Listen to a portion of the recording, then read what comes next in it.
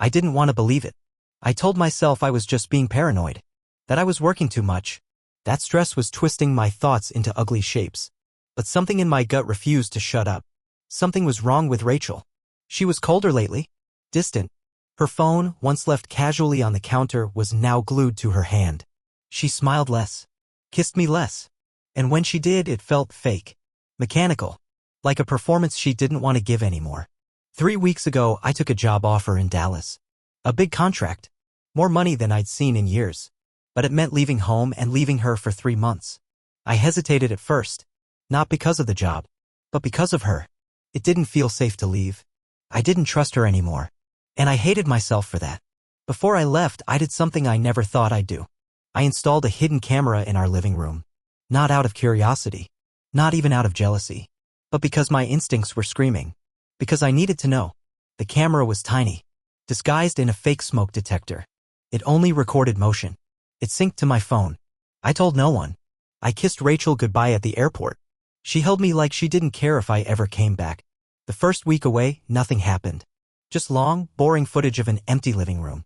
Her coming home, watching TV, talking on the phone. The second week, she started going out late. Bars. Clubs. Once, she came home at 2 a.m. barefoot and giggling to herself. I asked her about it on the phone the next day. She said it was just a girls' night. But on the 17th day, I saw him. A man. Tall, lean, tattooed. Walking confidently into my house like he belonged there. He kissed her. Not hesitantly. Not nervously. But like it was normal. Like it was routine. She didn't pull away. She didn't look guilty. She smiled. They kissed again. Then she took his hand and led him down the hallway. To our bedroom. To our bed. I couldn't breathe. I sat in my hotel room shaking, watching the live feed of my wife making love to another man under the same ceiling we said our vows. And the worst part? She looked happier than she had in months. I didn't sleep that night. I didn't eat the next day. My hands trembled so badly I could barely hold my phone, and my heart thudded against my ribs like it was trying to escape my chest. I kept watching the footage again and again like a glutton for pain. Every second stabbed deeper. Her laughter. Her body language. The casual intimacy. She didn't just cheat, she made a home out of it. For the next few days, I became obsessed. I monitored the camera constantly. I'd wake up in the middle of the night, grab my phone, and just watch. It was like I was trying to prove something to myself, that it wasn't a one-time mistake. That she hadn't just slipped. And I was right. He came back. Again. And again. 3 times that week. They didn't sneak. They didn't whisper. They were bold. Careless. Like I was already gone. Like I didn't matter. One afternoon, she danced with him in the living room. Barefoot, holding a glass of wine, her head on his chest. They laughed. My couch, the one we picked out together, became their playground. And when she collapsed into his arms, giggling, I knew this wasn't new. This wasn't just sex. This was something else. Something deeper. Something terrifying. I started noticing small things in the footage. She had moved some of my stuff. My favorite blanket was gone from the couch. My photo on the hallway shelf, the one of us at the Grand Canyon, had been replaced with some cheap candle. It was as if she was slowly scrubbing me out of our life. I began spiraling. Every call with her became a test. I'd ask about her day. Pretend to care. Meanwhile, I already knew where she'd been. Who she'd been with. I tried to catch her in a lie, to hear the hesitation in her voice. But Rachel had become an expert at deception. Her tone was soft. Her answers were smooth. She lied like she breathed effortlessly. I wanted to confront her. God, I wanted to scream. To explode. To shatter the illusion and make her face the truth. But something held me back. A sick, masochistic curiosity. I needed to see how far she'd go. I needed to understand who this woman really was, this stranger who wore my wife's face. So I waited. And watched. Then, one night, I saw something that broke me in a way I didn't think possible. She lit candles in the bedroom. The same ones we used on our anniversary. She wore the red lingerie I bought her for Valentine's Day. And she whispered something in his ear before pulling him into bed. I couldn't hear the words. But I saw her mouth them. I love you. Not to me. To him. It felt like my world collapsed in silence. Not with a bang, not with a scream, but with the soft betrayal of 3 words whispered in a dark room to someone who wasn't me. My heart didn't just break. It turned to dust, scattered across the sterile walls of a hotel room in Dallas. I sat there for hours, unmoving. The image of her burned into my brain. Her smile, her body language, The way her eyes softened when she looked at him. That look, that used to be mine. I wanted to call her right then, to spit venom, to confront her with the footage, to demand answers she would probably lie through. But something deeper, something darker stopped me. Maybe pride, maybe shock, maybe the sick realization that if I confronted her now, I wouldn't get the truth. I would get manipulation, tears, excuses, and I was done being lied to. So I waited. Again. I began collecting the footage, saving it to an external drive. Every visit, every kiss, every moment they thought they were safe. I built a digital case file of my own betrayal. I watched her routines shift. She stopped calling me at night. Her messages became shorter, colder. Sometimes she wouldn't respond at all. She was preparing herself to let me go, probably rehearsing the breakup in her head, figuring out a way to paint herself as the victim. But here's the thing, I'm not a fool. I've been through hard things. I've seen betrayal before in business, in friendships. But nothing like this. Nothing that pierced so personally, so surgically into the softest parts of me. And instead of falling apart, something inside me hardened. Call it survival. Call it revenge. Call it clarity. I started planning my return. Not to win her back. That fantasy had died the moment she whispered those words to another man. No, I was planning something different. Something quiet, controlled. I was going to make sure she had no idea I knew. I come back on schedule, kiss her on the cheek, act tired from the trip. I wanted to see her lie to my face. I wanted to watch her squirm under the weight of her own deception. And then, I'd end it on my terms. But then something unexpected happened. She stopped bringing him over. A week went by, then two.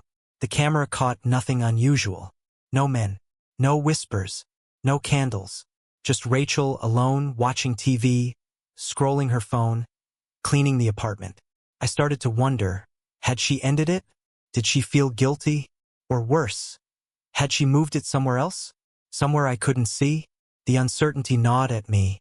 And then, one night, just 2 weeks before I was scheduled to return, I got a notification on my phone. Motion detected. I opened the feed. My breath caught in my throat. It wasn't the tattooed guy. It was someone else. He was different. Older, maybe mid-40s, with silver streaks in his beard and a quiet confidence in his posture. He didn't storm in like the last guy. He walked with purpose, like he'd been there before, but didn't need to mark territory. There was no nervousness, no hesitation. And Rachel, God. Rachel looked almost nervous around him. She greeted him at the door, kissed his cheek gently, and offered him a glass of wine like a hostess, not a lover. But there was something in her eyes.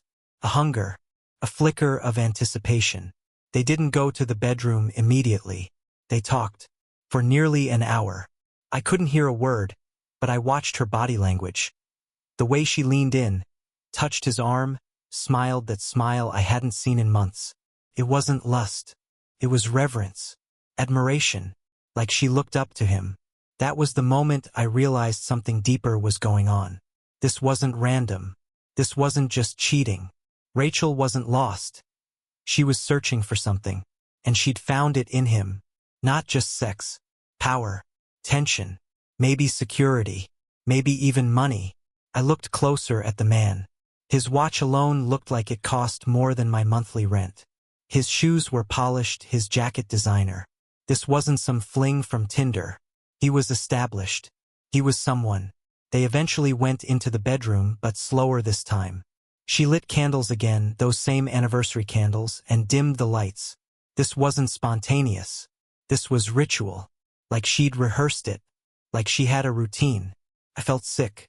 My wife, the woman I sacrificed years for, worked overtime for, moved cities for, was offering up our sacred space like a hotel room to strangers. But this wasn't just infidelity. This felt transactional, strategic, calculated. And that's when the thought hit me, what if this wasn't just betrayal? What if it was business? I tried to shake the thought, but it clung like smoke. I started paying closer attention to the footage. Her laptop was always open. Her phone always buzzing. The man didn't stay the night. He left after 2 hours, calmly, with a soft kiss to her forehead and a gentle pat on her hip, like he just finished a meeting, not sex. And Rachel, she didn't look guilty. She looked satisfied, like a job well done. The next day, I checked our joint bank account. Nothing unusual. But then I remembered a few months back she insisted on opening a separate account just for her freelance stuff. I hadn't thought much of it at the time. I trusted her then. Now, I wasn't so sure. And what I found cracked the last piece of my soul. It took me less than 10 minutes to guess her password.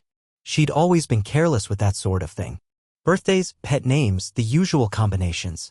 When I finally got in, I expected maybe a few questionable charges, some online shopping splurges, something shallow, vain, forgivable. What I didn't expect was what I found: deposits.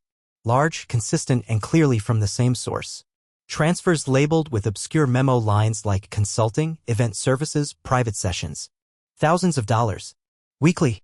Always landing the day after one of her visits. My hands shook as I scrolled through the transactions. It went back months. Even before I took the Dallas job. While I was still home. Still sleeping beside her. Still kissing her every morning, clueless. She had built a second life right under my nose. And it wasn't just cheating, it was monetized. Packaged. Scheduled. She wasn't lost. She was operating. I felt like a fool. I sat there in silence, the truth burning in my chest like acid. She had turned our home into a stage. Our bedroom into a set. Me into a prop in her double life. And all for what? Money? Thrill? Power? I didn't know. But I knew this: I could never look at her the same again. I spent the next few days doing nothing but gathering evidence. I downloaded everything. Video clips. Bank statements. Screenshots of messages and appointments I managed to dig up from synced devices. I even found a private email tied to a domain I didn't recognize. She'd set up an alias. A professional identity. A schedule. She was running something close to an escort operation. Discreet. Luxurious. Polished. My wife was living like a modern-day geisha, offering companionship to men who could afford her. And me? I was just the guy paying the rent. The pain was unbearable, but there was something else building inside me now. Something colder. Sharper. It wasn't rage. It was purpose. I realized I couldn't just confront her and walk away. No. That would be too easy. Too clean. I needed her to feel it. To live in the consequences she created. To choke on the lies she'd spun like silk. So I changed my plans. I wouldn't return on schedule. I'd come back early. Unannounced. And I wouldn't come back alone. I landed 2 days earlier than she expected. I didn't tell her. I didn't even text. I booked a different return flight, paid cash, and used a rideshare app to get from the airport to our place, a luxury building we both used to be proud of. But now, as I stood in front of the door, keys in hand, suitcase beside me, it all felt like a cruel joke. A stage built on lies. I wasn't alone. Beside me stood Thomas, my attorney, not just any lawyer, but a divorce shark with a reputation for shredding lives cleanly and efficiently. He was here not to cause a scene, but to witness. To protect my interests. To make sure everything I was about to walk into would be on record, legally, emotionally, and financially. I unlocked the door slowly, quietly. The apartment was dim. Soft jazz played from the Bluetooth speaker, Rachel's signature mood setting. There was the faint smell of vanilla and wine. I didn't have to guess. I already knew. I walked in, suitcase rolling behind me, heart pounding like a war drum in my chest. And there she was. Not in the bedroom this time, but the living room, sitting across from the older man from the footage. They weren't touching. Not yet. But she was laughing. Pouring wine. Wearing the silk robe I gave her last Christmas. She looked up and froze. Her glass tipped slightly, catching her lips mid-sentence. The smile melted from her face like wax, dripping away into something colder, something naked. Shock. Guilt. Panic. Her eyes darted from me to Thomas and back. The man stood up slowly. Calmly. He was composed more than she was. He extended his hand. "You must be the husband," he said smoothly. I didn't shake it. Instead, I pulled my phone from my pocket, opened the synced camera app, and played a clip, her, from 3 weeks ago, in our bed, moaning another man's name. Her face turned to ash. Thomas stepped forward and calmly handed her a folder, thick, organized, final. "Rachel," he said, voice crisp, professional. "You've been served." She opened it with trembling fingers. Inside, divorce papers, a financial breakdown, and all the documented evidence I had gathered over the past month. She didn't speak. She just stared at the pages like they were written in fire. The man beside her, her latest client, sighed, put his glass down, and without a word, walked out the door. She was alone now. And I hadn't even said a word yet. The silence between us was suffocating. She stood there, barefoot, clinging to the folder like it could shield her from the storm that had already landed. Her mouth opened once, then shut. No words. No apologies. Not even a lie. Just her breathing, shallow and rapid, as if the truth had finally stripped her naked in a room where there was no more hiding. I walked past her and dropped my suitcase in the hallway. It thudded against the floor, final and deliberate. I looked around, everything was the same, yet it all felt different. The couch, the framed art, the plants she used to fuss over, all poisoned now by what I knew had taken place here. Our home had become a crime scene. She finally spoke, her voice trembling. Wait, just, please, can we talk? I turned to face her, and in that moment I didn't see the woman I married. I saw a stranger. A stranger wearing my wife's skin, standing in the wreckage of a life she chose to destroy. My jaw clenched, but I didn't yell. I didn't explode. That would have been mercy. What I gave her instead was truth, cold, precise, and undeniable. Talk, I said, almost laughing. You've had months to talk. You just chose to speak with your body instead. She flinched like I'd hit her. Good. Let the sting sink in. Tears welled up in her eyes, but I didn't care. Not anymore. I had seen her laugh in the arms of other men. I had watched her kiss them, touch them, lie to them with the same smile she used on me. Her tears weren't repentance, they were consequence. And they were long overdue. She tried to explain, to twist the narrative. Something about loneliness. About feeling unseen. About how I was always working, always distant. I let her ramble for a moment, her words falling flat, like arrows bouncing off armor I no longer wore. When she paused, I said only this. You weren't looking for love? You were looking for power. For validation. For control. You sold your soul for a few nights of flattery and a bigger bank account. Don't dress that up as heartbreak. She covered her face, sobbing now, knees buckling slightly as she leaned against the kitchen island. I felt nothing. Not hatred. Not pity. Just clarity. I had mourned the end of our marriage long before I walked through that door. This moment wasn't a loss, it was release. I walked into the bedroom, opened my drawer, and retrieved the few personal things I had left. A watch. My passport. The photo of my mother she had once pretended to cherish. When I came back out, she was still there, broken on the tile. I looked at her one last time and said, this isn't revenge. This is reality. Then I left. And I didn't look back. The drive away from that apartment felt like breathing for the first time after nearly drowning. Every mile that passed between me and her, between me and the place that had become a theater of betrayal, felt like a layer of poison peeling off my skin. I didn't cry. I didn't scream.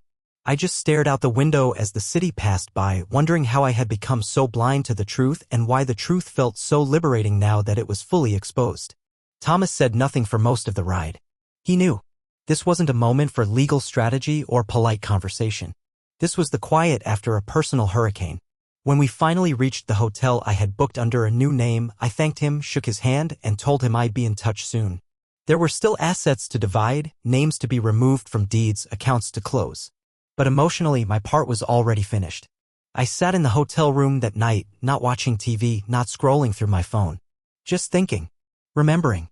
Replaying scenes of our life together, not just the betrayal, but the years before it. The vacations. The Sunday mornings in bed. The way she used to look at me when she thought I wasn't watching. Was it all fake? Were those moments real and just corrupted later, or had this darkness always been in her, waiting to bloom when the opportunity came? And then I remembered the camera. Still online. Still watching. I opened the app one last time, not because I expected anything, but because closure often comes in strange forms. She was there. Alone. Still in that robe, still sitting on the couch. The folder was open on the coffee table. Her face was pale, swollen with tears, blank like a woman who just watched her world burn to ash and realized she had lit the match herself. She picked up her phone. Dialed. Waited. I couldn't hear the words, but I saw her lips move. She was calling someone, maybe one of them. Maybe both. Whoever it was, they didn't pick up. She tried again. Still nothing. Then she tossed the phone aside and buried her face in her hands. It hit me then harder than any video or bank statement ever could. She had played a game with her own soul, betting she could have it all, the thrill, the money, the secret power trip, and still come home to love. And she had lost.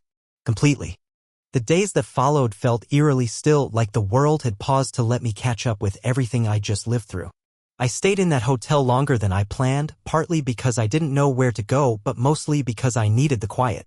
I needed a space where her voice couldn't reach me, where no memories clung to the furniture, where the air wasn't saturated with the scent of betrayal. Each morning I'd wake, stare at the ceiling, and remind myself, you are free now. You are finally free. Rachel tried to contact me. At first, it was texts. Long, desperate, disjointed. Then voicemails. Crying. Rambling. At one point, she even emailed me a letter, a manifesto of guilt and justification where she tried to paint her actions in shades of emotional starvation and marital neglect. She talked about how empty she had felt. How alone. How she had only wanted to feel wanted again. As if that could ever excuse what she had done. As if turning your body and heart into a currency for strangers was somehow less cruel because she'd felt unseen. I didn't respond. Not once. My silence was the most honest thing I could offer her now. I wasn't going to argue, scream, or try to understand her warped logic. I wasn't going to step back into the emotional quicksand she had created. She had made her choices. And now she had to live inside them alone without the comfort of me to lean on or lie to. Instead, I focused on rebuilding. I found a short-term rental. Started cooking again. Picked up running. I go on long, solitary jogs at dusk, letting the rhythm of my feet and breath slowly stitch together the parts of me that had been torn apart. I reconnected with a few friends I'd neglected over the years, people she had subtly pushed away under the guise of our time or privacy. It was strange, the things I began to notice once I was outside the fog of her manipulation. How she had isolated me bit by bit until she could rewrite my reality without resistance. And somewhere in those quiet, humbling days, I began to feel human again. I stopped checking the camera. I deleted the app entirely. I didn't need to see her anymore. Her sorrow was no longer my concern. Her regrets weren't my responsibility. My story with Rachel was over. But my story, the one that belonged only to me, was just beginning. Months passed. Quietly, steadily, without drama. I finalized the divorce with minimal resistance. She didn't contest anything. Maybe she knew she had no ground to stand on. Maybe she was just tired. Either way, it was clean. I kept what I needed. Let go of what I didn't. And when the papers were signed, stamped, and filed, I walked out of the courthouse feeling something I hadn't in a long, long time. Peace. It wasn't the kind of peace that comes from resolution or understanding. It was the peace that follows total collapse. When there's nothing left to salvage, nothing left to fight over, and all that remains is space, wide, empty, and open. Space to rebuild. Space to breathe. Space to finally live for myself. I moved cities. Not far, but far enough that I didn't run into familiar faces. I started freelancing, took on projects I'd always postponed because of her. I filled my apartment with things I loved, not things we compromised on. I painted one wall bright blue just because it made me feel good. I stopped asking for permission from her, from life, from the version of myself who had once believed love meant sacrifice at all costs. And slowly, I started to heal. The betrayal didn't define me. It didn't destroy me. If anything, it revealed me, stripped away the illusions I'd been clinging to, and showed me exactly who I was when everything else was gone. A man who gave his all. A man who believed in love. A man who refused to become bitter even after being broken. I don't hate Rachel. That's the truth. I pity her. I see her now for what she truly is, not a villain, not a monster, but a hollow woman chasing meaning in mirrors and strangers. She lost something she will never find again, the kind of love that stays. The kind of loyalty that doesn't flinch. And maybe one day she'll realize the cost of what she threw away for temporary attention and easy money. But by then I'll be long gone. I wrote this not for revenge and not even for closure, but to remind anyone reading that betrayal is not the end. It is a mirror. A reset. A brutal, painful, necessary rebirth. Because sometimes when someone shatters your life, they accidentally set you free.